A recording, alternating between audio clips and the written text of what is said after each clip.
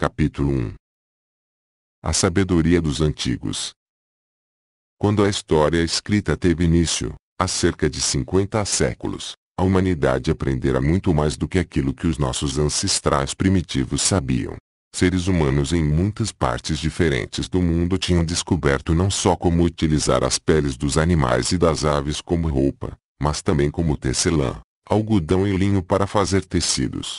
Tinham descoberto não apenas como caçar e pescar para obter alimento, mas também como cultivar cereais e fazer pão, com e sem fermento, bem como bolos feitos de arroz. Tinham aprendido a semear em terras inóspitas, e como limpar o terreno, cultivar o solo, irrigá-lo e fertilizá-lo. Tinham aprendido não apenas a fazer casas em cavernas e outros abrigos naturais, mas também a construir casas e estruturas monumentais com madeira, pedra, tijolo e outros materiais, alguns existentes na natureza, outros fabricados pelo homem. Tinham também aprendido a fazer e a reproduzir estátuas e outras obras de arte, a retirar minérios da terra, a fundi-los e a criar novos metais a partir da combinação dos que existiam na natureza. Grande parte do engenho da humanidade fora dedicado à invenção de novas formas de matar e torturar outros seres humanos, e descobrira-se que a ameaça de dor ou morte era a melhor, e com frequência a única, forma de governar grande número de pessoas.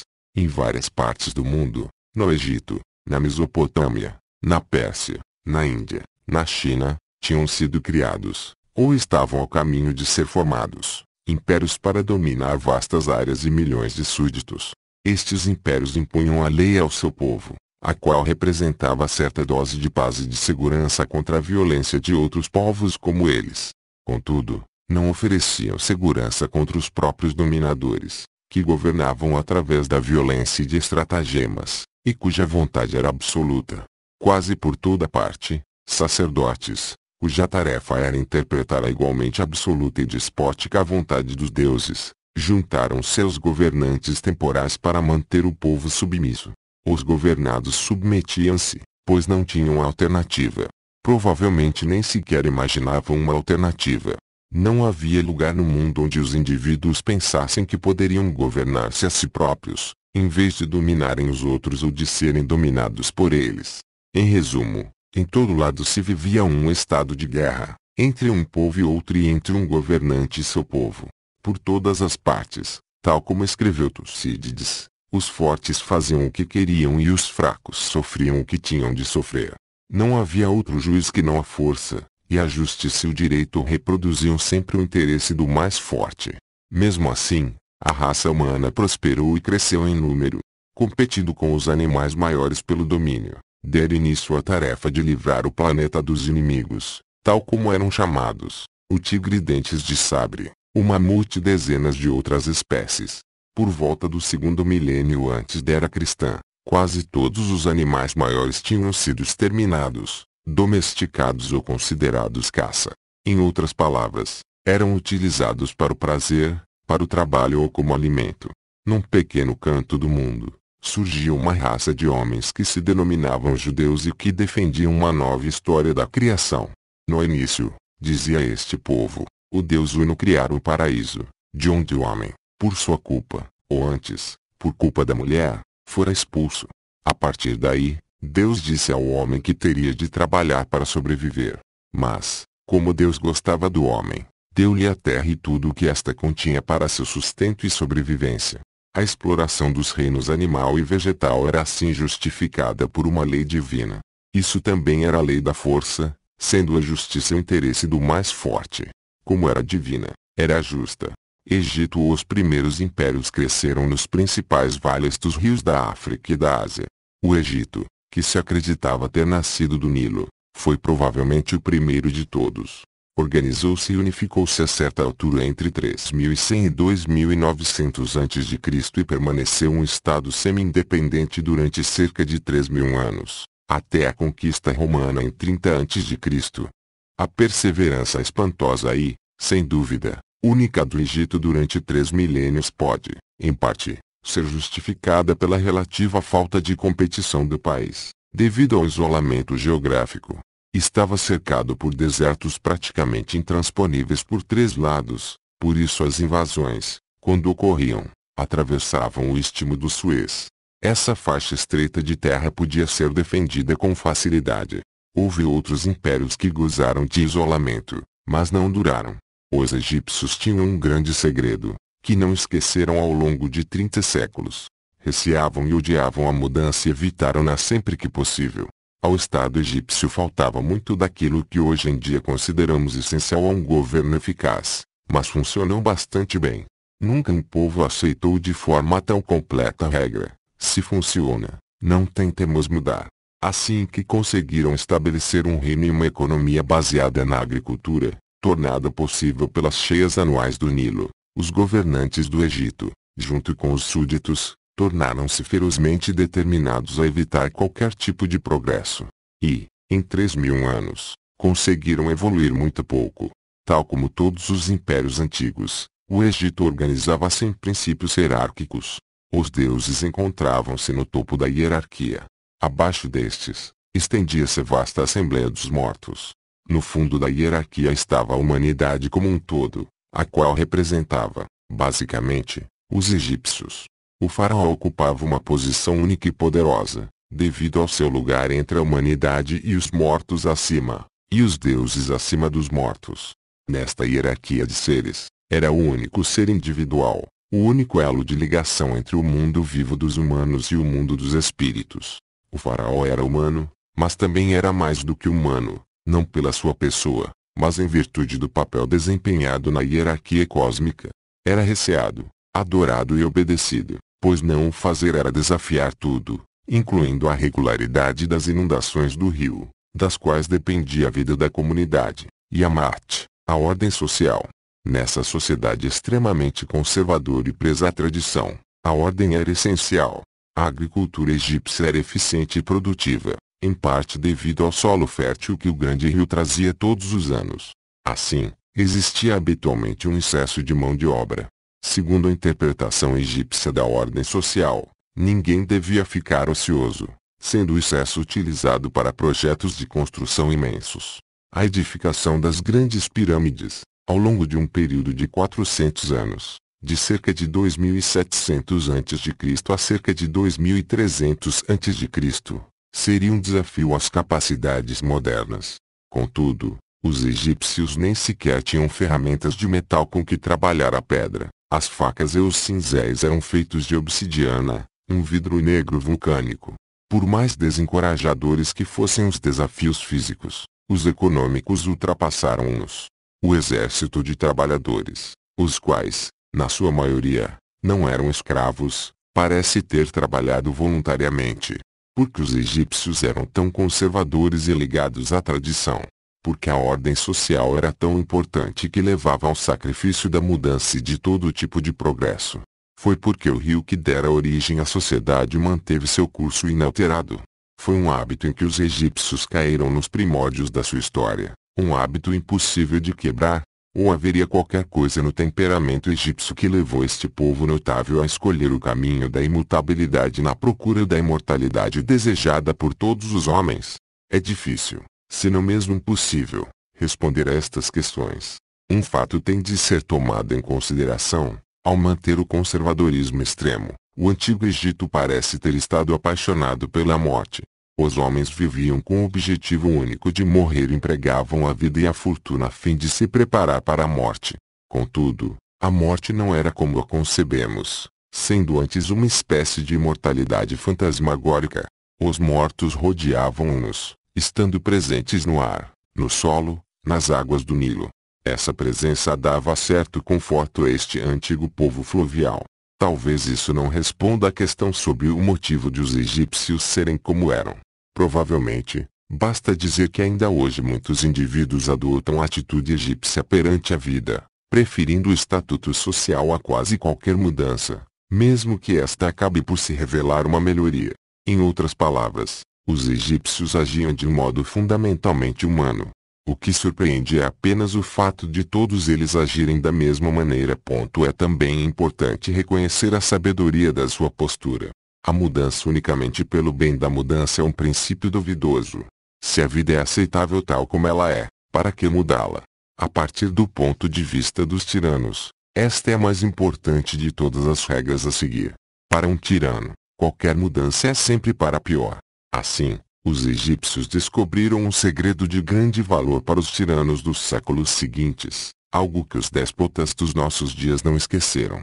Índia. Os 10 séculos que tiveram início por volta de 2500 a.C. viram nascer e morrer uma antiga cultura de vale de rio com base no rio Indo, que hoje em dia percorre o ocidente do Paquistão. Duas cidades principais, Mohenjo-Daro e Harappa, cada uma com uma população de mais de 50.000 habitantes, e numerosas outras povoações cresceram numa área muito maior do que o Paquistão moderno. Na altura da sua maior extensão, por volta de 2000 a.C., a civilização do Vale do Indo cobria uma área maior do que o Egito ou a Mesopotâmia, o que a tornava o maior império até aquela época. Mohenjo-Daro teve um fim abrupto por volta de meados do segundo milênio, aparentemente causado por um ataque de invasores arianos, que deixaram centenas de mortos espalhados nas ruas abandonadas. Mais a sul, a civilização sobreviveu e provavelmente se fundiu aos poucos com outras culturas da Índia Central e Ocidental. Pouco se sabe acerca da organização social da civilização do Vale do Indo, mas todos os descendentes revelam um princípio de ordenamento hierárquico conhecido por sistema de castas. Durante muitos séculos foi uma ferramenta poderosa para controlar uma vasta população, em que existem diferenças abismais de riqueza, poder e privilégios. Na Índia moderna, existem milhares de castas, mas apenas 4 grupos principais, uma divisão que remonta a uma época bastante anterior a Cristo. No topo da hierarquia encontram-se os brahmanes, sacerdotes, depois os nobres ou guerreiros, em seguida os homens comuns ou mercadores e, por fim, os sudras, artesãos e trabalhadores. O sistema em si não difere muito de outras sociedades hierárquicas antigas. O que há de genial no sistema de castas é o poderoso mecanismo de retorno. Um indivíduo não nasce apenas um sudra. Também se torna sudra através da ocupação que segue, a qual só os sudras seguem e que apenas os sudras podem seguir. Todos são poluídos pela ocupação, pela dieta que seguem e pelos hábitos. Uma vez que a poluição é inevitável, é aceita por todos. É uma verdade universal que os que se encontram na base da hierarquia social são a maioria e, no passado, muitas vezes representavam a grande maioria. As suas vidas são piores, mais brutais e muito mais curtas do que a vida de seus contemporâneos mais afortunados. Porque então a maioria permanece carente. A minoria no topo pode ter o monopólio da força, mas a força por si não é a resposta.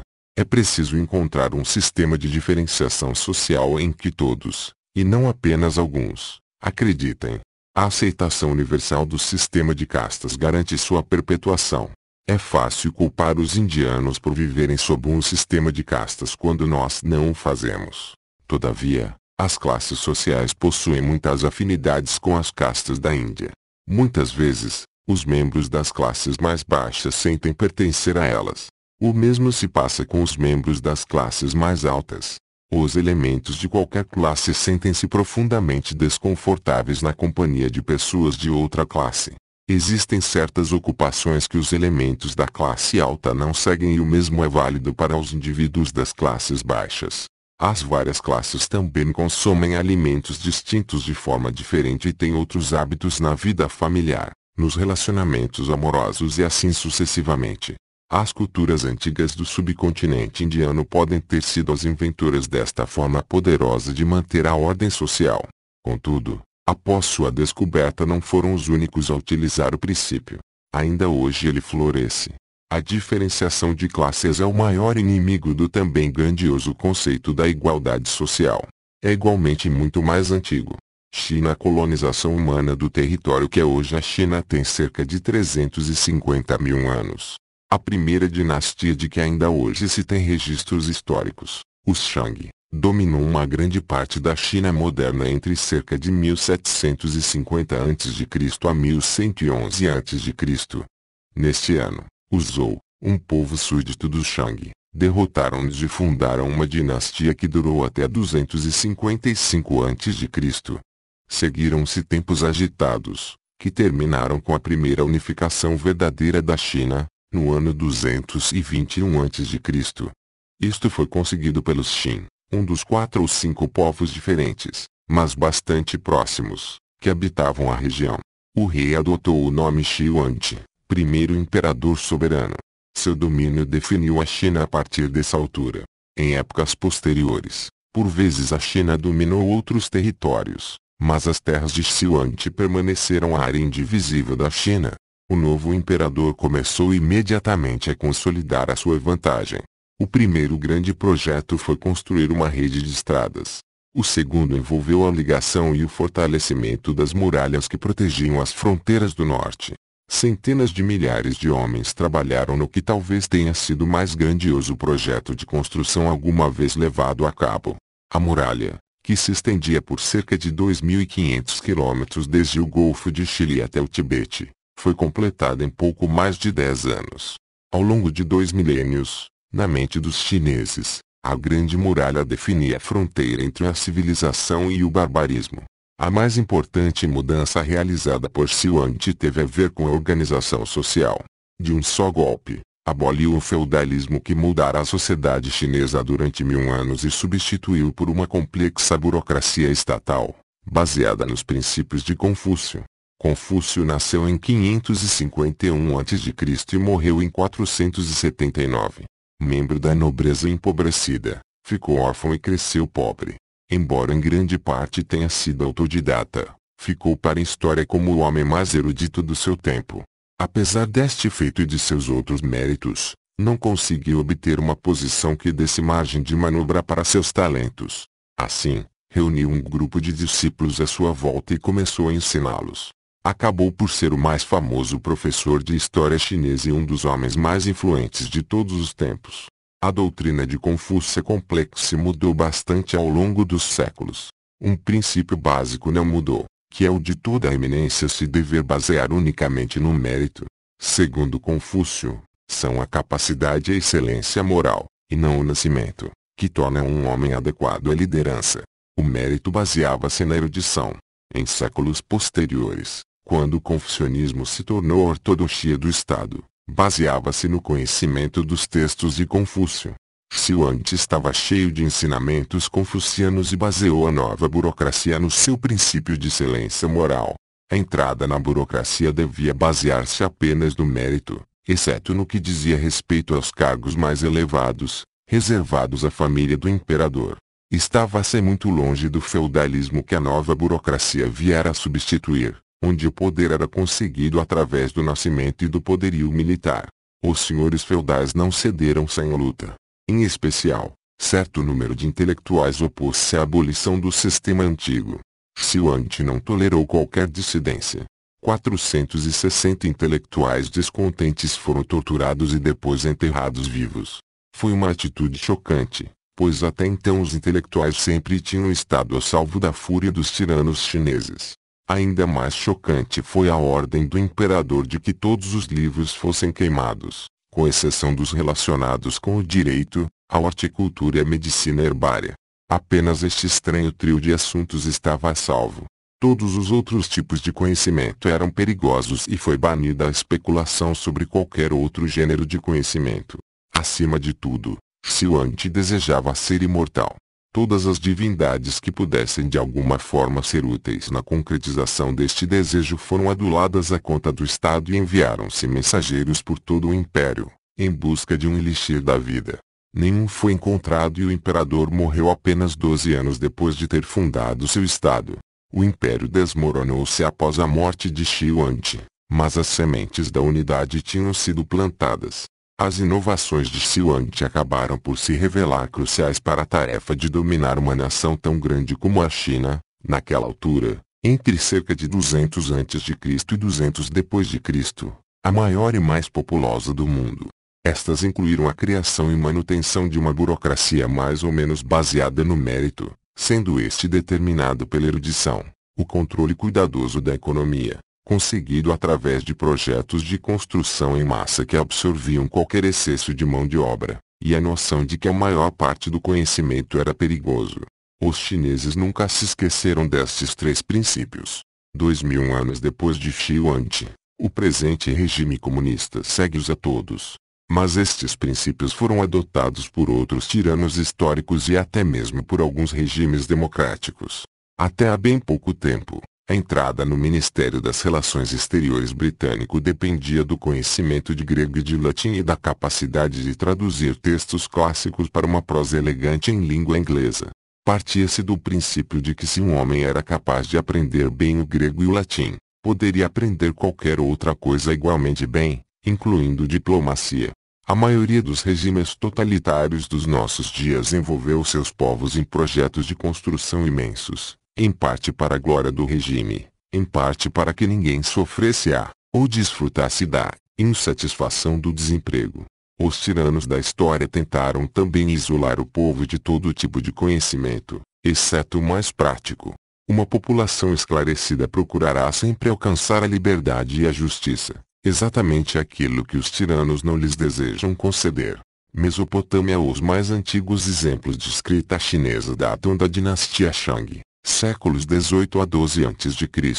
Por volta de 1400 a.C., o sistema de escrita chinês continha mais de 2.500 caracteres, a maioria dos quais podem ainda ser lidos. A escrita assumiu a presente forma durante o período Qin, o reinado de Shi Huangdi, de 221 a.C. a 206 a.C.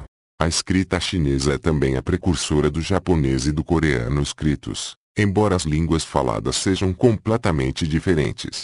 O sistema de escrita chinesa é assim muito antigo e influente. Contudo, não é o mais antigo do mundo. A honra de terem sido os inventores da escrita pertence aos sumérios, que habitaram a Baixa Mesopotâmia, agora sul do Iraque, durante o quarto e terceiro milênios antes de Cristo.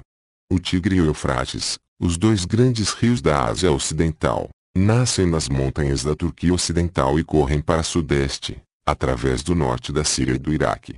Ambos os rios já percorreram mais de 2/3 do seu curso antes de chegarem ao limite da planície da Mesopotâmia, a depressão fértil e repleta de sedimentos que é a delta comum dos rios. Na extremidade mais baixa da planície, os rios unem-se e correm juntos como o Shatt al-Arab, ao longo de 150 quilômetros lentos e sinuosos até o Golfo Pérsico. A Mesopotâmia, a terra entre os rios, é o berço da mais antiga civilização humana. Logo por volta de 8.000 a.C., desenvolveu-se nesta região extremamente fértil uma espécie de escrita primitiva. Por volta de 3.500 a.C., este sistema de escrita tornara-se coerente. Em 3.100 a.C. encontra-se sem qualquer dúvida relacionada com a língua suméria. As marcas cuneiformes do antigo sumério compreendiam cerca de 1.200 caracteres diferentes, que representavam numerais, nomes de objetos, tais como tecido e vaca. O uso mais antigo da linguagem escrita servia assim para registrar o número de vacas ou de rolos de tecido de fulano e beltrano. Durante séculos, a escrita foi usada acima de tudo com um objetivo contabilístico. Contudo, à medida que a vida se tornava mais complexa e mais coisas tinham de ser registradas, a linguagem também ficou mais complexa. Isto foi verificado, acima de tudo, quando a escrita suméria foi adotada pelos acadianos, durante o terceiro milênio antes de Cristo. Os acadianos, conquistadores dos sumérios, herdaram muito de suas vítimas, mas possuíam uma estrutura social e um sistema de posse diferente daqueles dos sumérios. Os babilônios e os assírios, sucessores dos acadianos no domínio da Mesopotâmia, acrescentaram complexidades próprias. A Mesopotâmia atravessou inúmeras mudanças políticas a partir do quarto milênio, quando parte foi unificada pelos sumérios, até ter sido finalmente conquistada pelos persas, com Ciro, o Grande, em 529 a.C. Todavia, o conhecimento da escrita nunca se perdeu. Talvez nenhuma outra civilização, para além da nossa, tenha sido tão dependente da alfabetização, mesmo durante o auge. Os escribas, que redigiam cartas e mantinham registros e contabilidade para reis e plebeus, sempre foram donos de um grande poder. Tal como proclamavam os anúncios antigos para alunos e aprendizes, os escribas escreviam, ao passo que o resto do povo trabalhava. Saber ler e escrever foi um caminho de acesso à fortuna e ao poder entre os sumérios, os acadianos, os babilônios e os assírios. Ainda hoje, a alfabetização é muitas vezes a chave para o avanço. A capacidade de interpretar pequenas marcas pretas num pedaço de papel abre caminho, por exemplo, a maioria dos norte-americanos, enquanto a falta dessa capacidade obriga uma minoria a uma vida de muitas privações. As porcentagens mudaram desde o tempo dos assírios, mas não o princípio. Aztecas e incas quando os conquistadores espanhóis chegaram ao Vale do México, em 1519, e ao Vale dos Andes, 13 anos mais tarde, em 1532, ficaram espantados ao descobrir cidades prósperas com grandes populações que dominavam impérios que rivalizavam em extensão com os maiores países da Europa. Os aztecas, no México, e os incas, no Peru, foram civilizações notáveis, que tombaram ante o desafio das armas europeias. O Império Azteca desapareceu cerca de um ano depois da chegada de Hernán Cortés. O Inca durou um pouco mais, mas o Império caiu 3 anos depois da chegada de Francisco Pizarro e dos seus 168 soldados espanhóis, que derrotaram um exército enorme e extremamente bem organizado, à frente de uma nação de 12 milhões de habitantes. Os aztecas não foram o primeiro povo a organizar um estado rico e poderoso na Mesoamérica. Foram antecedidos pelos toltecas e estes por outros povos que remontam às brumas da pré-história. A população do território que é agora o México cresceu e diminuiu à medida que os impérios chegavam e partiam. Sob o domínio dos aztecas, na altura da conquista espanhola, havia pelo menos 5 milhões de almas sob o controle direto de Montezuma II, o último dos governantes aztecas. Estados e tribos menores da vizinhança pagavam tributo aos senhores aztecas.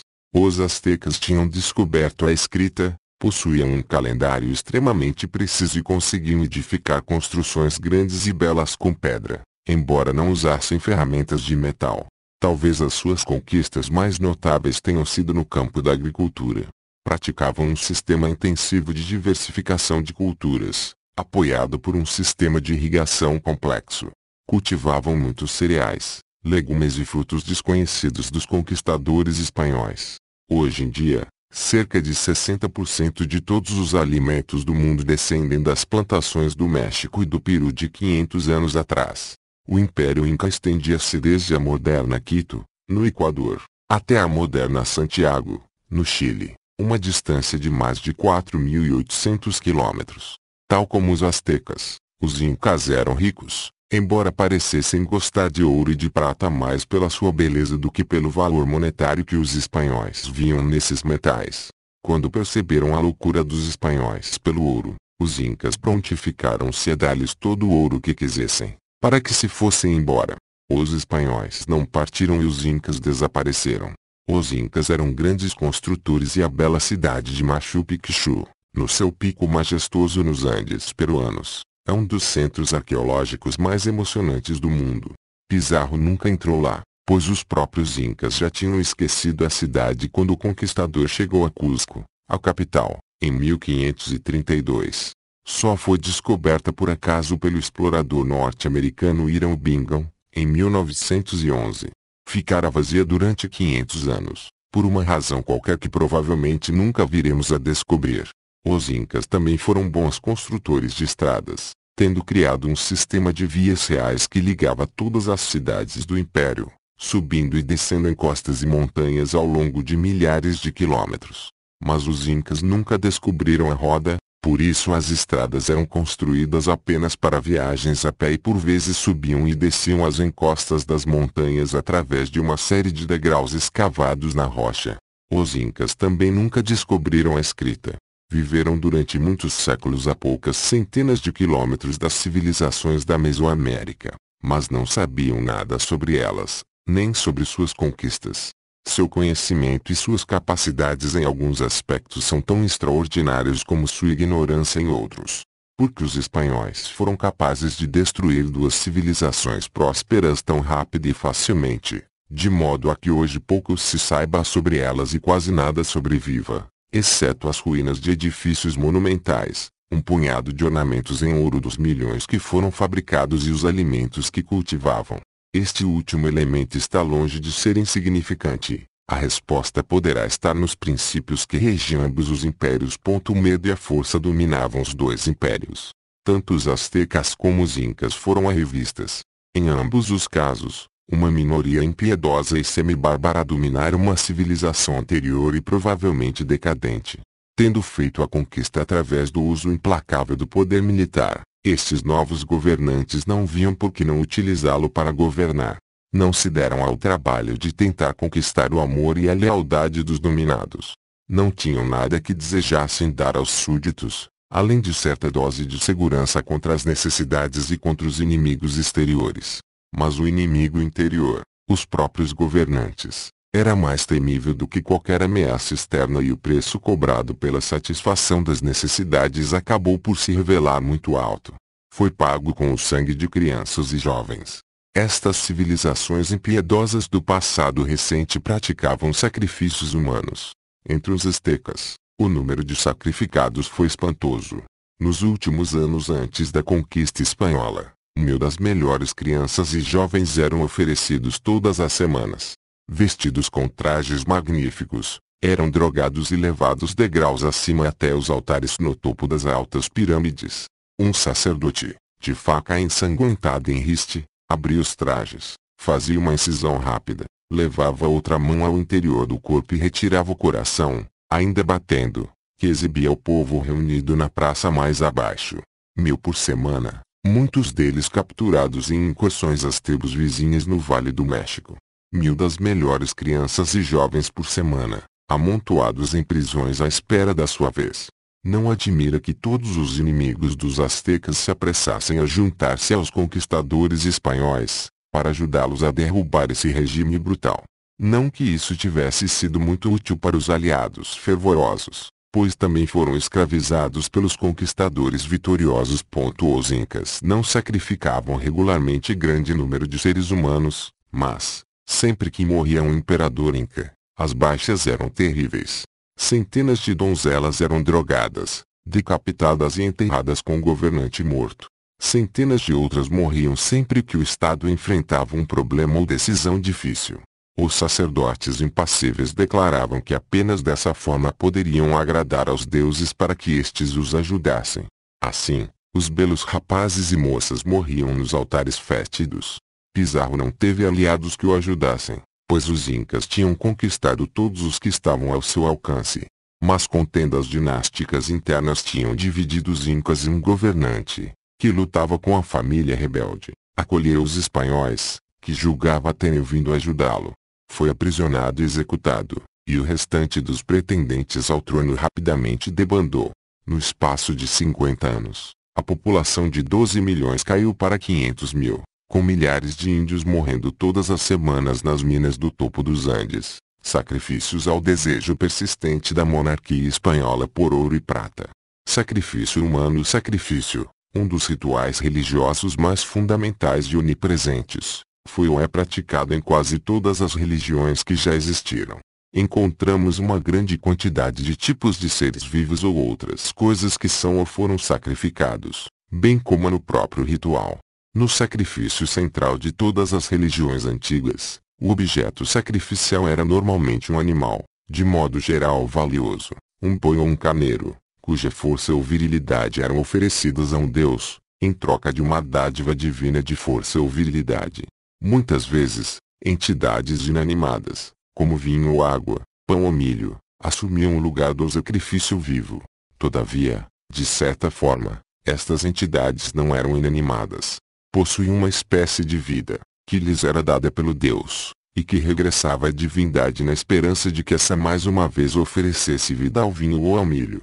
O sacrifício humano parece ter tido origem entre os primeiros povos agrícolas. Aparentemente raro entre os caçadores-coletores que os antecederam, existiu em quase todas as religiões antigas. Os primeiros gregos e romanos, os primeiros judeus, os chineses e os japoneses, os indianos e muitos outros povos antigos sacrificavam seres humanos aos deuses. Regra geral, a vítima era vestida com trajes magníficos e adornada com joias, para que pudesse apresentar-se ao Deus em glória. As vítimas, com frequência escolhidas pela juventude e beleza, o Deus queria o melhor, eram afogadas ou enterradas vivas, ou era-lhes cortado o pescoço, para que o sangue borrifasse o solo, fertilizando-o, ou fosse espalhado sobre o altar. Também o pescoço de bois, carneiros e cabras foram cortados ritualmente e o seu sangue espalhado pelo solo, numa tentativa de agradar ao Deus ou de produzir uma comunhão entre o Deus e aqueles que procuravam a sua ajuda. Dois tipos de sacrifício ritual basicamente diferentes parecem ter sido praticados em grande parte do mundo. Num deles, a vítima era morta, uma parte do corpo era queimada, sendo, desta forma, oferecida ao Deus, e o resto era comido num alegre banquete de comunhão entre as pessoas e, ao que parece, também com o Deus. No outro, a vítima era completamente destruída. Se o sacrifício se destinava aos deuses do céu, o objeto sacrificial era queimado, para que o fumo subisse até a residência divina. Caso se tratasse dos deuses do submundo, a vítima era enterrada.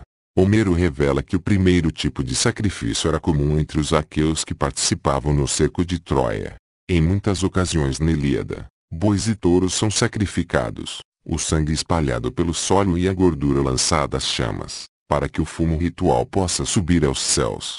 Depois, os soldados banqueteiam-se com o que resta do animal. Contudo, na Odisseia, Ulisses, ao desejar visitar o submundo, sacrifica animais aos deuses, mas não os come. Aquilo que não é consumido pelas chamas é enterrado, como oferenda. Tais sacrifícios eram chamados mistérios pelos gregos. Normalmente eram praticados à noite, em cavernas ou outros lugares sombrios, e apenas os iniciados tinham autorização para participar. Acredita-se hoje em dia que a história do sacrifício de Isaque pelo seu pai Abrão date do início do segundo milênio antes de Cristo. É contada no 22º capítulo do Gênesis. Após estas ocorrências, Deus pôs Abrão à prova, e chamou-o, Abraão. Ele respondeu, aqui estou. Deus disse, pega no teu filho, no teu único filho, a quem tanto amas, Isaque, e vai à terra de Moriá, onde o oferecerás em holocausto, num dos montes que eu te indicar. No dia seguinte de manhã, Abrão aparelhou o seu jumento, tomou consigo 2 servos e o seu filho Isaque, partiu lenha para o holocausto, e pôs-se a caminho do lugar que Deus lhe tinha indicado. Chegados ao local que Deus indicara, Abrão levantou um altar, dispôs a lenha, atou Isaque, seu filho, e colocou-o sobre o altar, por cima da lenha. Depois, estendendo a mão, agarrou no cutelo para degolar o filho. Mas o anjo do Senhor gritou-lhe do céu, Abraão, Abraão. Ele respondeu, aqui estou. O anjo disse, não levantes a tua mão sobre o menino e não lhe faças mal algum, porque sei agora que, na verdade, temes a Deus, visto não me teres recusado teu único filho. Erguendo os olhos, Abrão viu então atrás dele um carneiro preso pelos chifres a um silvado. Foi buscá-lo e ofereceu em holocausto, em substituição ao filho. Teriam sido os judeus o primeiro povo a decidir que o sacrifício humano era errado, ou seja, que Deus não o desejava. Possivelmente, ao que parece, os judeus nunca mais voltaram a sacrificar seres humanos ao seu Senhor. Seguindo as tradições dos judeus, os cristãos nunca praticaram sacrifícios humanos, embora sua religião se baseie num sacrifício supremo, Jesus Cristo, o Cordeiro de Deus e o Filho único do Pai. Morreu para que todos os homens pudessem viver.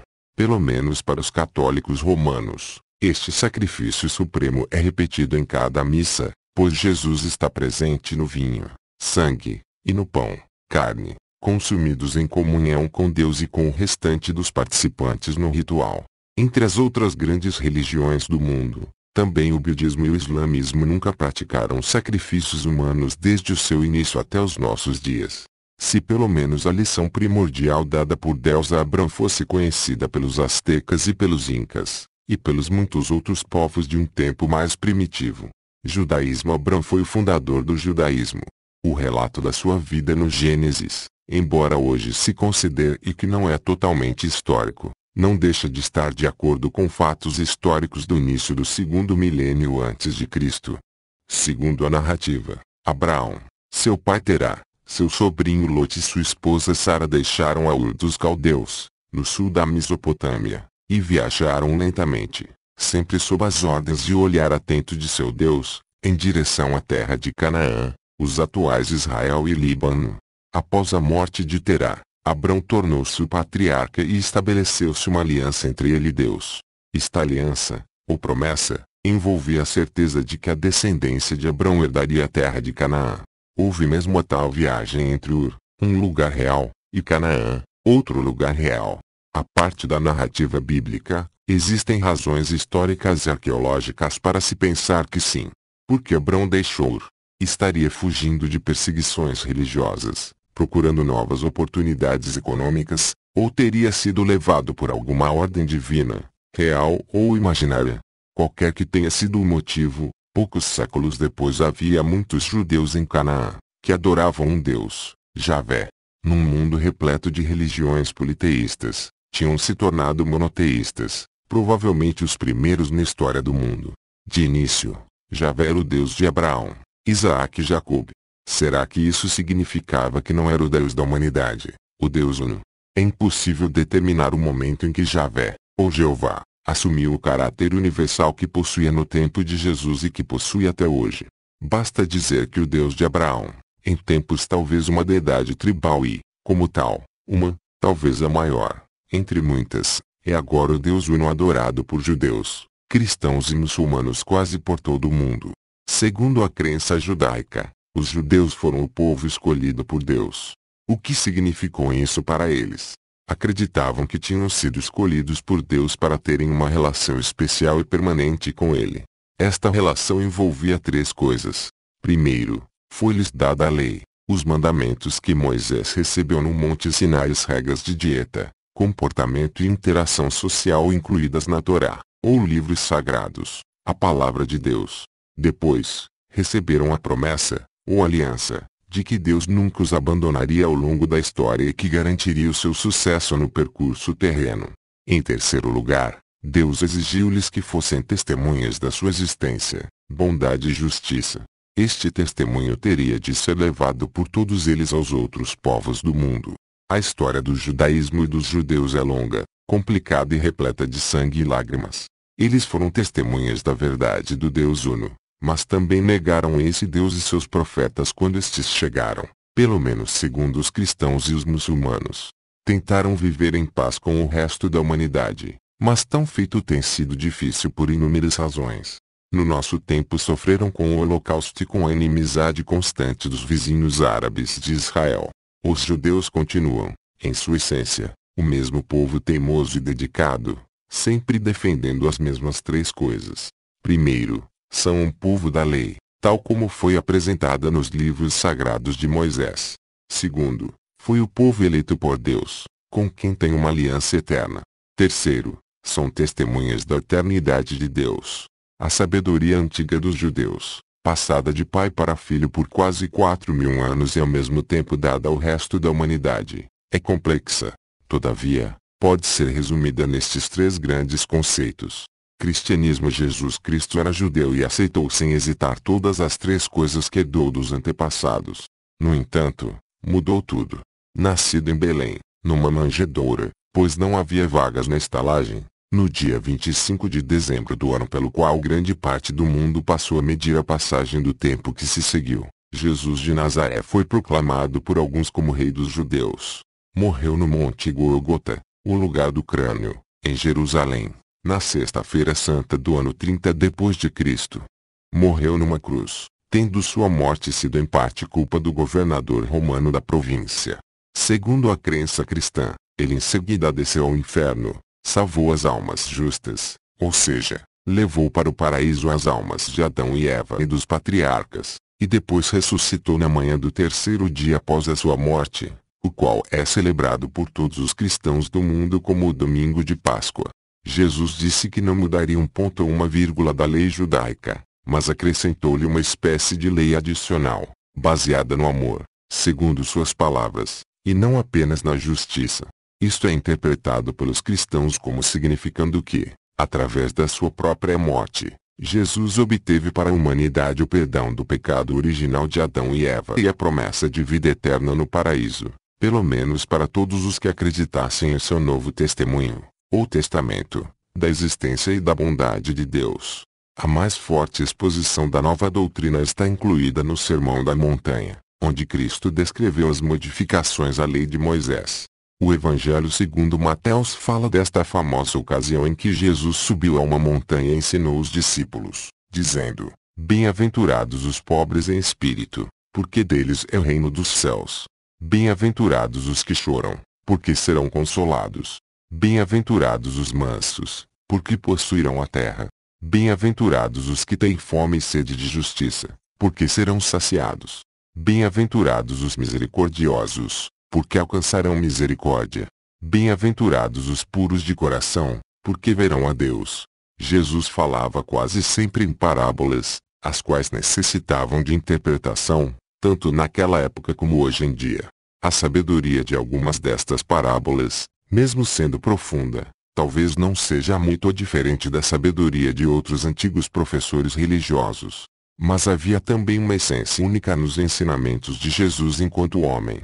Ele combinou o caráter terreno dos judeus com a visão mística dos cristãos. Jesus teria fundado a igreja cristã, tal como disse, sobre uma rocha, ou seja, através de um jogo de palavras, sobre o seu discípulo Pedro. Em grego, o nome significa pedra. Assim, os cristãos de todo o mundo acreditam que a igreja foi fundada por Cristo e segue seus ensinamentos. Outros interrogam-se, recordando algumas das palavras mais incisivas de Jesus, registradas por São Marcos. Quem quiser salvar a sua vida, perdê-la-á, e quem perder a sua vida por mim e pelo Evangelho, salvá-la-á. Que aproveita ao homem ganhar o mundo inteiro e perder a sua alma. Como se isso não fosse desafio suficiente à esplêndida, rica e poderosa igreja cristã, Jesus também disse: se alguém quiser vir após mim, negue-se a si mesmo, tome a sua cruz e siga-me. O que pode ser um resumo mais perfeito dos ensinamentos de Jesus do que estas maravilhosas e terríveis palavras? Maravilhosas porque podem inspirar qualquer um a se erguer acima da inutilidade do cotidiano e viver uma vida repleta de sentido e propósito. Terríveis porque pedem a muitos homens e mulheres mais do que são capazes de dar. Judaísmo e cristianismo comparados. O Antigo Testamento é o livro sagrado judaico. Também é sagrado para os cristãos, mas de uma forma diferente.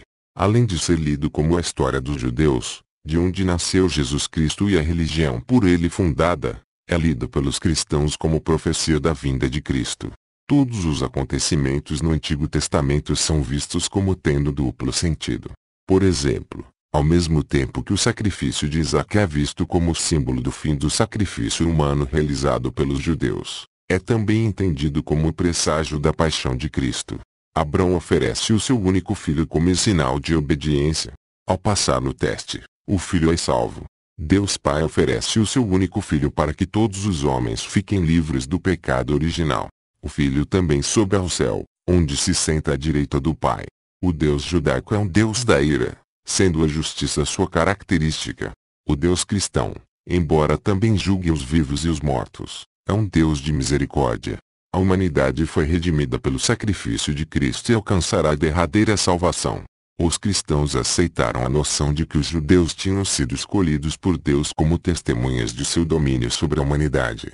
Mas a recusa dos judeus em aceitar Cristo como Filho de Deus e uma das três pessoas de Deus, Pai, Filho e Espírito Santo, considerando meramente um profeta, criou um abismo profundo e intransponível entre as duas religiões. Mas ainda, o papel desempenhado pelos judeus, a nível histórico, na morte de Jesus de Nazaré foi visto por muitos cristãos como a derradeira traição, não só a Cristo, mas à própria fé judaica. A acusação infundada de que os judeus mataram Cristo é um dos fardos mais pesados que tiveram de carregar ao longo dos séculos no mundo cristão. O Novo Testamento é unicamente cristão, quase todo redigido em grego por judeus falantes de grego. Consiste em vários relatos da vida e palavras de Jesus, um trabalho escatológico, Apocalipse de São João, o Divino, e uma série de cartas de São Paulo e de outros às novas comunidades cristãs, que indicam o rumo a seguir ao estabelecer a nova religião. As epístolas de Paulo são completamente diferentes de tudo o que existe no Antigo Testamento. O trabalho mais antigo era acima de tudo histórico. As cartas de Paulo são, em primeiro lugar, teológicas. Paulo era judeu, mas também tinha muito de grego em seu pensamento. A infusão no cristianismo da sutileza teológica e da especulação gregas formaram a característica do cristianismo nos 2000 anos seguintes e distinguiram-no do judaísmo. O Jesus histórico era provavelmente membro de uma seita de judeus chamada Essênios, que era mais mística e teológica do que muitos grupos judeus anteriores. Grande parte dos ditos de Jesus era em forma de parábola, o que veio dar origem a interpretações precipitadas e especulativas, feitas por 60 gerações de pensadores subsequentes. A misteriosa figura do homem Jesus é difícil de conhecer. Que foi um grande homem e professor é inegável, quer tenha ou não sido filho de Deus.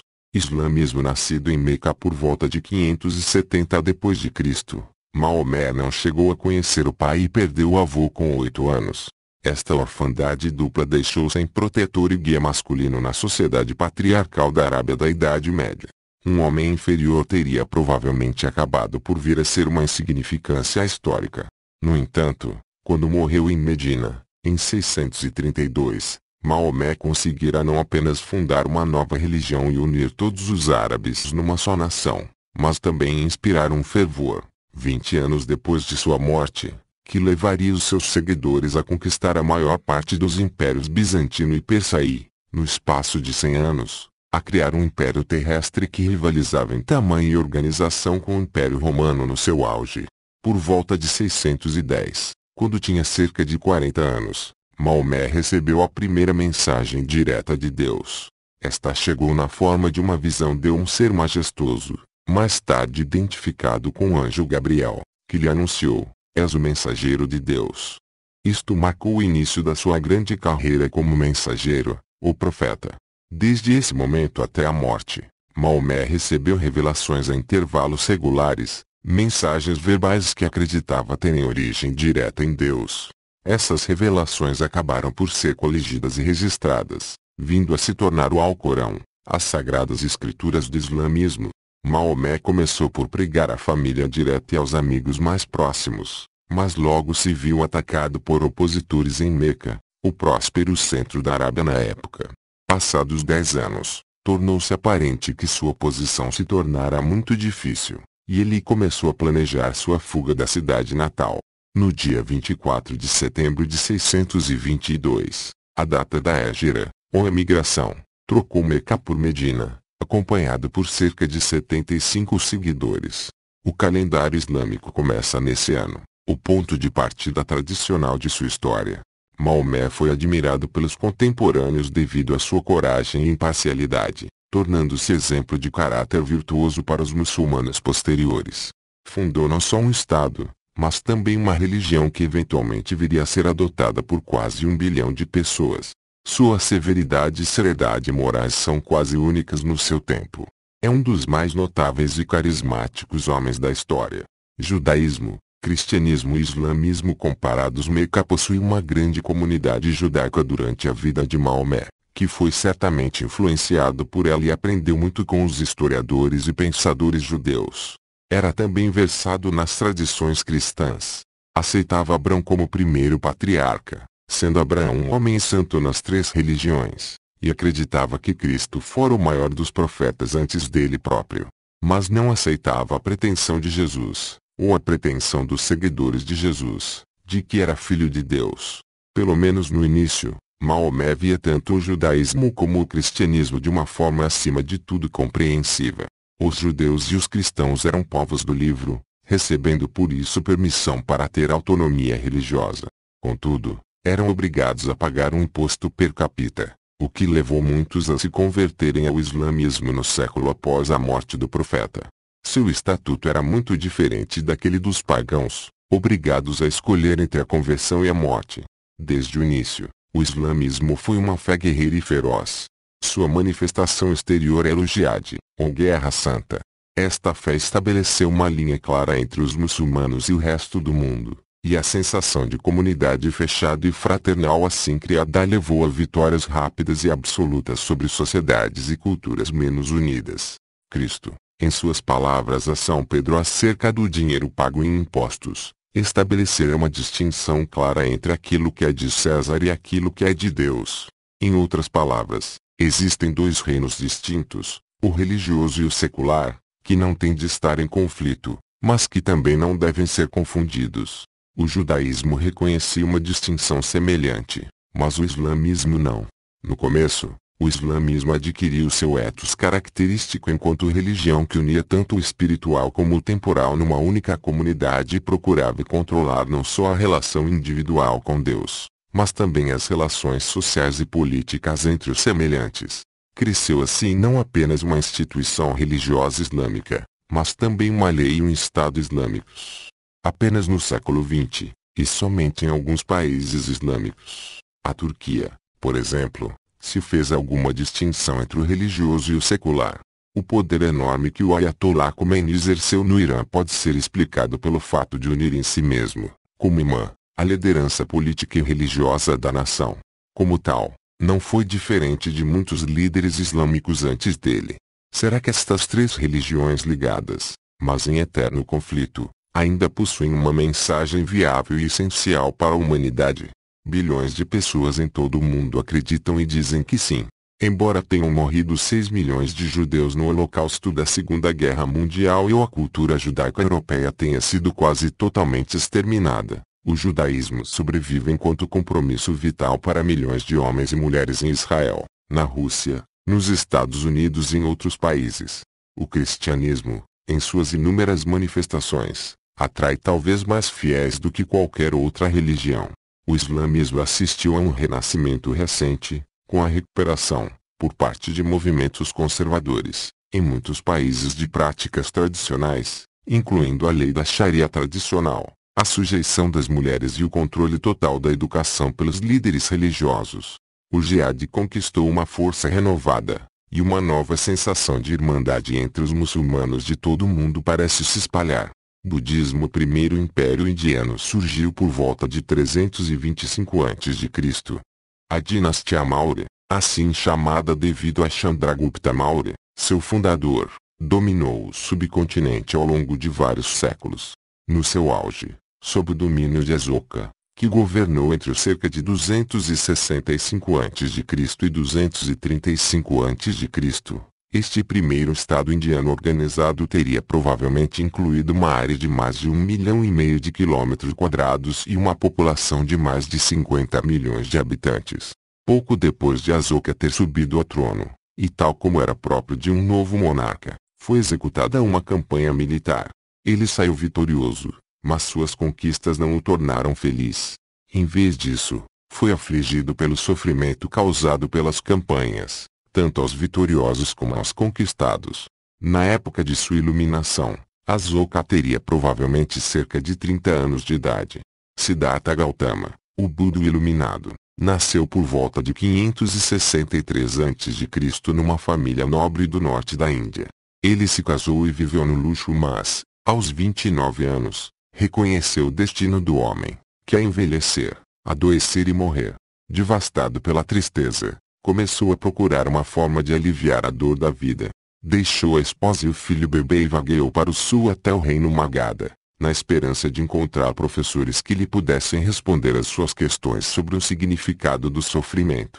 Com eles atingiu um estado de contemplação mística, tal como era tradicional na religião indiana daquela época, mas não ficou satisfeito por se limitar a contemplar a existência. Outros professores garantiram-lhe uma compreensão profunda, caso ele levasse uma vida de ascetismo extremo. Durante meses, comeu e bebeu muito pouco e expôs o corpo aos elementos. Desta forma, compreendeu o que era o sofrimento, mas continuava a não entender as razões para ele. Por esse motivo, renunciou ao ascetismo, começou a comer e recuperou a saúde. No entanto, não desistiu de sua busca. Então, certa manhã de maio de 528 a.C., sentou-se com as pernas cruzadas debaixo de uma grande árvore, uma figueira de Bengala, num lugar chamado Bodhigaya, e decidiu não se mover até alcançar a iluminação que buscava. Passou horas pensando. Mara, o maléfico, surgiu e tentou-a desistir da busca. Realiza ações meritórias, disse-lhe Mara. De que vale esse teu esforço contínuo? Gautama ignorou-o, pois era imune à tentação. Derrotado, Mara partiu. Gautama passou o resto da noite em contemplação. No dia seguinte, na manhã do dia 25 de maio, aos 35 anos de idade, alcançou o despertar, e tornou-se um Buda supremo. Que aprender a ele? Percebi esta verdade, pensou para consigo, que é profunda, difícil de ver, difícil de compreender. Os homens que são dominados pela paixão e cercados pela escuridão não podem ver esta verdade que vai contra a corrente, que é nobre, profunda, sutil e difícil de aprender. A verdade que o Buda descobriu não pode ser descrita adequadamente em poucas frases. Talvez seja preciso uma vida inteira para compreendê-la. O Buda descreveu-a através de uma parábola. Um homem deve procurar o caminho do meio entre a indulgência e a mortificação.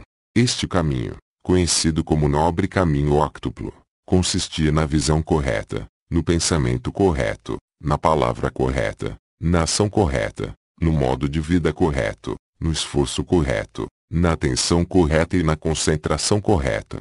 A grande verdade do Buda, segundo ele a explicou, consistia em 4 nobres verdades. A primeira, a qual compreendeu antes de partir em peregrinação, é que a existência do homem se encontra repleta de conflito, mágoa e sofrimento. A segunda nobre verdade diz que toda esta dificuldade e dor são causadas pelo desejo egoísta do homem. A terceira diz que se pode encontrar a emancipação e a liberdade, o nirvana. A quarta nobre verdade, o nobre caminho óctuplo, é o caminho para esta libertação. De certa forma, o budismo não é uma religião, pois não se venera um deus. Contudo, logo esta doutrina, acima de tudo ética, se espalhava por quase todos os lados, em parte devido à especulação fervorosa que causava, em parte devido ao tom revolucionário.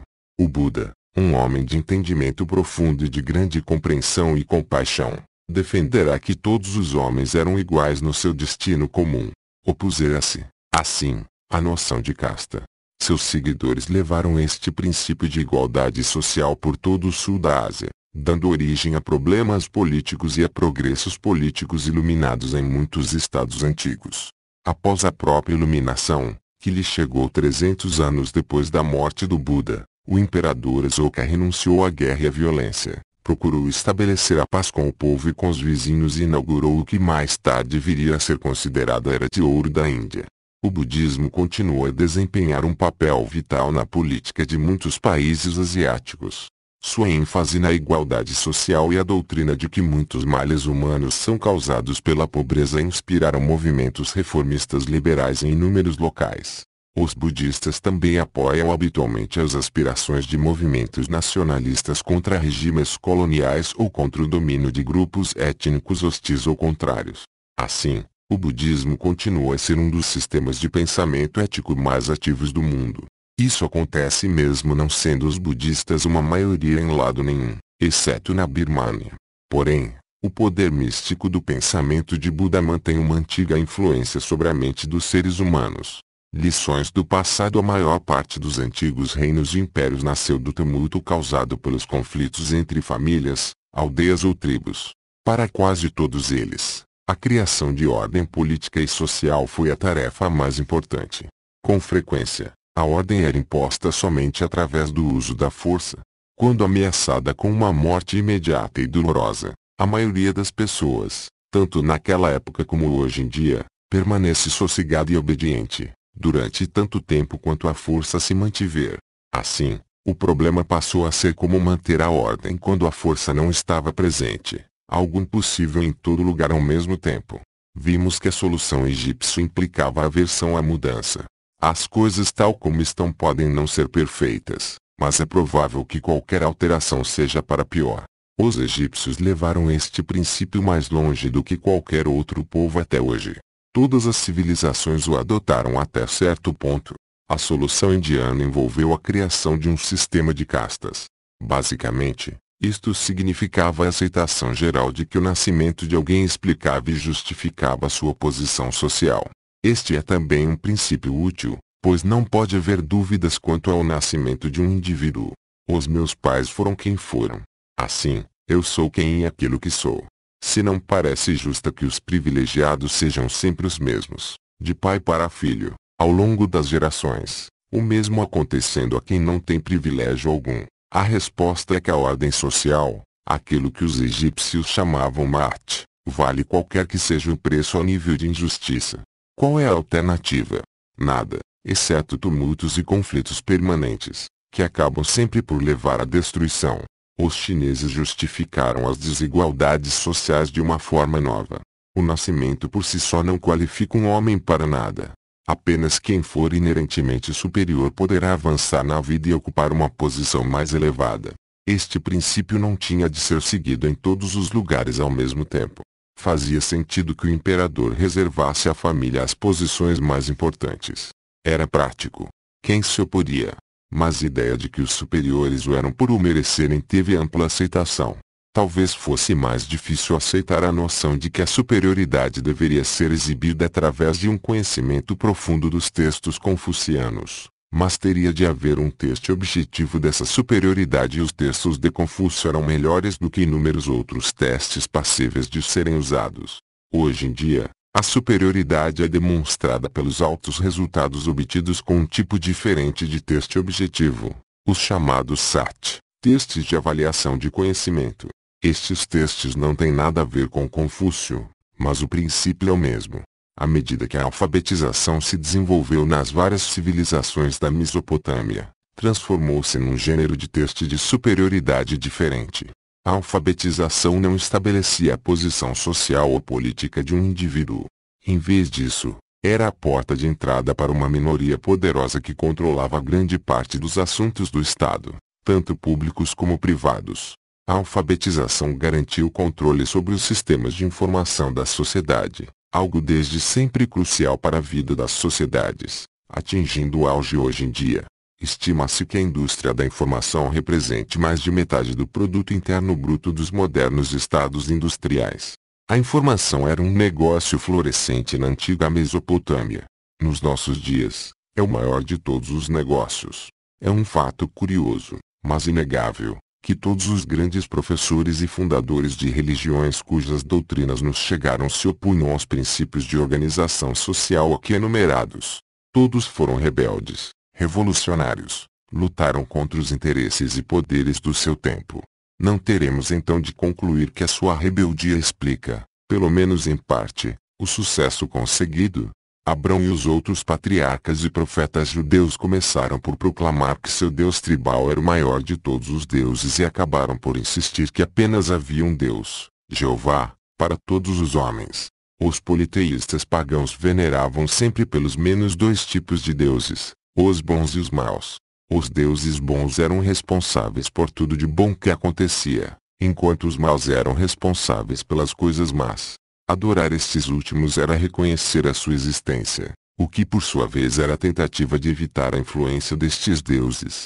Os judeus foram os primeiros a insistir que o homem é o único responsável pelas suas ações, não podendo culpar os deuses. Jesus e seus seguidores e intérpretes cristãos levaram essa doutrina revolucionária ainda mais longe. Eva fora tentada por Satanás e Adão por Eva. Ambos tinham sucumbido ao pecado e à morte. Mas o demônio não podia ser culpado pela desobediência do homem. Fora este quem se condenara ao exílio do Éden, ele e a mulher teriam de suportar as consequências eternamente. Por amar Adão e Eva e toda a sua prole, Deus resgatou e redimiu a humanidade com o sangue do seu Filho único. Contudo, a responsabilidade permanece no lugar indicado pelos judeus, dentro da alma humana individual. Confúcio, por motivos talvez originários das circunstâncias especiais de sua vida, rebelou-se contra o sistema feudal do seu tempo, o qual baseava a organização social no nascimento. Apenas o mérito dotava os indivíduos da capacidade de ocupar posições elevadas na sociedade ou no Estado e o mérito deveria ser determinado pela erudição. Este princípio foi adotado pelo Estado chinês a um nível superficial. Mas, se Confúcio regressasse, será que diria que o verdadeiro mérito é mostrado de forma adequada através do conhecimento de qualquer conjunto de textos, de sua autoria ou não? Estaria se referindo a algo mais profundo e mais revolucionário do que isso. Buda lutou contra o sistema de castas que dominava a Índia que conhecia. Disse que todos os homens são iguais no sofrimento. Todos os indivíduos enfrentam os mesmos desafios e devem procurar seguir o mesmo caminho. A igualdade arraigada que previu na sociedade brutalmente desigual do seu tempo foi também prevista por Davi, Jesus e Maomé. O acidente que é o nascimento, ou mesmo a erudição, não pode conquistar os favores de Deus. Todos os homens e mulheres atravessam dificuldades e todos podem conquistar o reino dos céus se procurarem de coração aberto. A noção de igualdade social é essencialmente revolucionária. Seriam necessários mais de 2000 anos até que começasse a ser levada a sério enquanto princípio de justiça pela organização social. Mas a influência dos antigos judeus, dos primeiros cristãos, de Maomé e dos respectivos seguidores, bem como a do Buda, de Confúcio e de outros sábios orientais, para não falar do pagão Sócrates, esteve sempre presente ao longo dos séculos. Alfabetos. Os primeiros alfabetos surgiram provavelmente na Mesopotâmia, em meados do segundo milênio antes da era cristã, mas os fenícios merecem honra de terem sido os pioneiros no desenvolvimento do primeiro alfabeto padronizado. Muitas letras utilizadas atualmente descendem das usadas pelos escribas fenícios já em 1100 a.C. Mas o alfabeto fenício continha apenas consoantes e não poderia ser utilizado adequadamente para transcrever qualquer língua indo-europeia. Em meados do século 8 a.C., os gregos inventaram símbolos para as vogais. O alfabeto daí resultante, e que hoje utilizamos apenas com ligeiras modificações, foi uma das contribuições mais valiosas dos gregos, esse povo engenhoso e criativo, que ficaram para a posteridade. Nem todos os sistemas de escrita são alfabéticos. A escrita chinesa não é alfabética. O mesmo se passava com o antigo egípcio, o antigo sumério e mesmo o antigo hebraico. Línguas como o chinês e o japonês são bastante expressivas, mas difíceis de registrar sem ambiguidades. As línguas alfabéticas como o grego, latim, alemão e inglês, para citar apenas alguns exemplos, possuem uma clareza em sua forma escrita que nenhum outro tipo de língua tem. O motivo para isso é o próprio alfabeto. O antigo hebraico, aramaico e outras línguas semitas setentrionais do primeiro milênio antes de Cristo possuem uma inflexão bastante acentuada, mas as diferenças de significado eram habitualmente indicadas pelo contexto, não pela grafia das palavras individuais. O hebraico continua sem utilizar vogais. Poderá ser usado um sistema de pontos sobre algumas letras para uma maior clareza, mas esses pontos não são necessários para se escrever corretamente. O inglês, uma língua que utiliza poucas inflexões, não teria sentido se representada graficamente sem vogais. Vejamos as letras BT. Agora vejamos as 5 palavras bate, bit, bit, bot e boot. Têm significados completamente diferentes. Não existe ligação semântica entre qualquer uma delas. Na escrita, a diferença é expressa pelas 5 vogais a, i, u. Na escrita, não existe qualquer ambiguidade. Quando ditas por pessoas com sotaques diferentes, a diferença pode não ser tão óbvia. O chinês escrito emprega milhares de símbolos para transcrever os milhares de sons diferentes que possui, cada um com um significado próprio. O inglês possui tantos sons diferentes como o chinês, provavelmente mais palavras e significados, mas apenas são necessários 26 símbolos para escrever todas as palavras da língua. Tal eficiência é espantosa. Os estudiosos não chegam a um acordo quanto a decidir se o alfabeto fenício era realmente um verdadeiro alfabeto, pois não incluía símbolos para o som das vogais. Nesse caso, o alfabeto grego foi o primeiro da história. Há mérito suficiente para todos. O fato de se ter apoiado numa invenção anterior não faz com que a invenção grega seja menos impressionante. Os incas não conseguiram descobrir a arte da escrita. Também não compreenderam os princípios subjacentes às ferramentas que utilizavam. Fizeram ferramentas específicas para realizar determinadas tarefas, mas a noção abstrata da alavanca, por exemplo, nunca lhes ocorreu. De igual forma, os egípcios e os mesopotâmicos de várias épocas não foram capazes de entender conceitos gerais, embora não lhes faltasse destreza para resolver os problemas específicos por eles enfrentados. A língua falada dos incas era sofisticada e expressiva. Sem qualquer linguagem, não passariam de animais. Mas a ausência de uma língua escrita pode explicar a falta de conhecimento geral, bem como a rápida derrota nas mãos de um povo a quem esse conhecimento não faltava. Talvez a raça humana não consiga pensar e saber em termos gerais, caso os indivíduos não possam registrar seus pensamentos para que os outros os entendam claramente. É verdade que a tradição oral levou a humanidade muito longe. Os primeiros impérios foram construídos sem escrita. Arte e até mesmo poesia grandiosa foram produzidas por homens que não conheciam a arte da escrita. O próprio Homero, o primeiro e, de certa forma, ainda o maior dos poetas, era iletrado. No seu tempo, por volta de 1000 a.C., a maior parte do mundo era iletrada. Mesmo onde os homens aprenderam a escrever, como na Mesopotâmia, no Egito e na China, essa nova capacidade maravilhosa era utilizada apenas para criar registros. Não viam a escrita como uma forma incomparável de pensar melhor. Assim que obtiveram um alfabeto completo com o qual trabalhar, os gregos foram os primeiros a compreender o fato. E assim começou a surgir o mundo que conhecemos e onde vivemos. Os gregos rapidamente perceberam os benefícios trazidos pela escrita com base no alfabeto. No entanto, não foram tão velozes em adotar outra invenção importante dos babilônios, o sistema de numeração ponderada. Quando escrevemos números, por exemplo 568, geralmente não temos consciência do artifício de estenografia altamente eficiente que utilizamos. Se desejássemos ser absolutamente precisos, teríamos de escrever 568 de uma das duas formas diferentes. Uma delas é esta: 5 vezes 100, mais 6 vezes 10, mais 8 igual 568. A outra é ainda mais geral: 5 vezes 10 2, mais 6 vezes 10 1, mais 8 vezes 10 0, igual 568. Se tivéssemos de utilizar um registro tão incômodo, é óbvio que nunca conseguiríamos realizar muitos cálculos num espaço de tempo razoável. Os computadores talvez não se incomodassem, mas os alunos ficariam arrasados, ainda mais do que já ficam quando aprendem aritmética. A numeração ponderada é como uma segunda natureza para todos nós. Nem sequer pensamos nela quando escrevemos números. Contudo, nem todas as civilizações na história da humanidade desfrutaram deste atalho tão útil para o cálculo. Mesmo assim, mais de um dos antigos impérios abordados neste capítulo descobriu a numeração ponderada, ao que parece de forma bastante independente. Quando chegaram ao Vale do México, no século XV, os espanhóis ficaram espantados ao descobrir que os maias tinham utilizado a numeração ponderada ao calcular as datas em seus complexos calendários. Os egípcios podem ter descoberto a numeração ponderada há cerca de 4.000 anos antes. Mas cabe aos babilônios o mérito de terem sido os primeiros a descobri-la.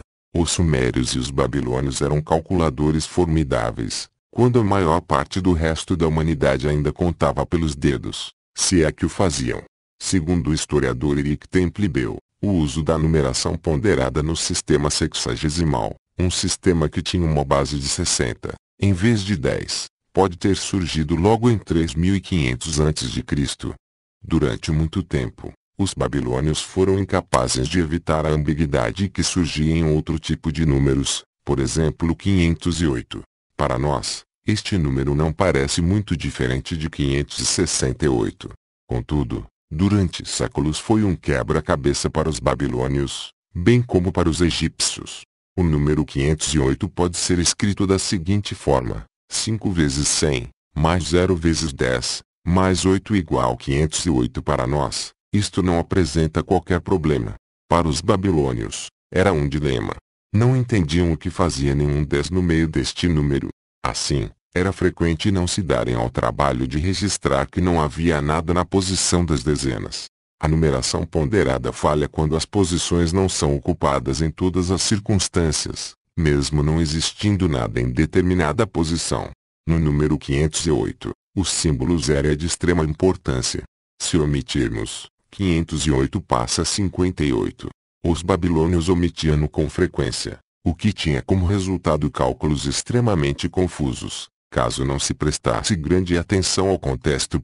Os babilônios só descobriram a necessidade de um símbolo para o 0 numa fase tardia de sua história, talvez por volta de 350 a.C., o que poderá ter sido mais de 3.000 anos depois da descoberta da numeração ponderada. Os egípcios podem ter utilizado um símbolo para o 0 um pouco antes, mas não o usavam de forma consistente, o que mostra que não entendiam na totalidade.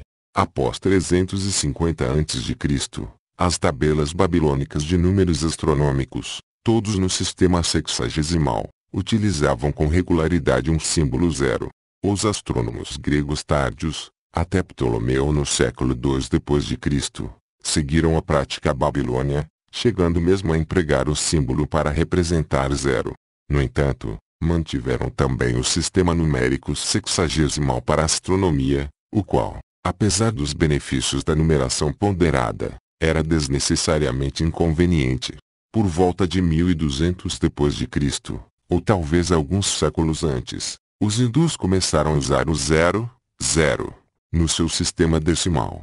São muitas vezes mencionados como sendo o povo que descobriu o zero. É provável que tenham tido conhecimento dele a partir dos gregos. Sua combinação da numeração ponderada no sistema decimal, junto com o uso consistente do zero, veio a provar-se a solução para uma importante dificuldade no cálculo, tendo sido utilizada por todo o mundo desde então. A nossa dívida aos matemáticos babilônios e egípcios é grande, mas temos de nos recordar de um fato intrigante. Os primeiros matemáticos gregos, tão famosos pela intuição profunda e pelo sucesso brilhante no campo da geometria, não apreenderam a importância da numeração ponderada. Não há dúvida de que trabalharam sobre uma base matemática criada pelos babilônios e, na geometria, foram bem além dos seus mestres. Contudo, não eram bons em cálculos. Algo na aritmética simples parece ter-lhes escapado, até mesmo deixado confusos.